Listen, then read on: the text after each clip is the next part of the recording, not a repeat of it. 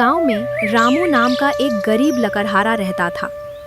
वह रोज जंगल जाकर लकड़ियां काटता और उन्हें बेचकर अपना गुजारा करता था।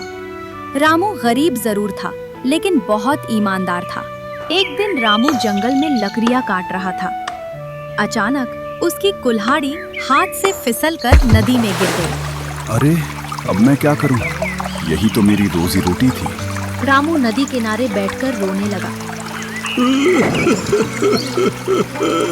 तभी वहां एक बूढ़ा बाबा आया।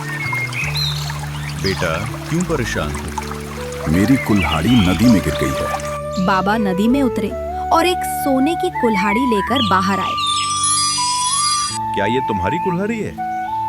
नहीं बाबा, ये भी मेरी नहीं बाबा है। फिर नदी में गए और चांदी की क्या ये कुल्हाड़ी तुम्हारी है? नहीं बाबा, मेरी कुल्हाड़ी लोहे की थी।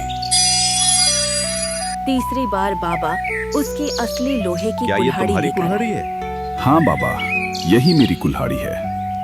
तुम बहुत ईमानदार हो, इसलिए मैं तुम्हें तीनों कुल्हाड़ियां देता हूँ। रामू की ईमानदारी धन्यवाद देखकर बाबा। बाबा बहुत खुश हुए। रामू खुशी खुशी घर लौट गया। कुछ दिनों बाद गांव के लालची सेठ को यह बात पता चली। वह भी नदी किनारे गया और जानबूझकर अपनी कुल्हाड़ी पानी में फेंक दी। अब मुझे भी सोने की कुल्हाड़ी मिलेगी। बाबा फिर प्रकट हुए। उन्होंने सोने की कुल्हाड़ी दिखाई। क्या ये तुम्हारी कुल्हाड़ी है? हाँ हाँ, यही मेरी कुल्हाड़ी है। बाबा समझ गए कि सेठ झूठ बोल रहा है।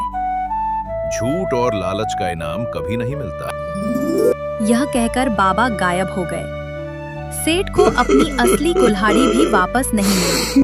रामू की ईमानदारी ने उसे सम्मान और सुख दिया, जबकि सेठ का लालच उसे नुकसान दे गया। सीख: ईमानदारी का फल हमेशा मीठा होता है और लालच का फल हमेशा कड़वा।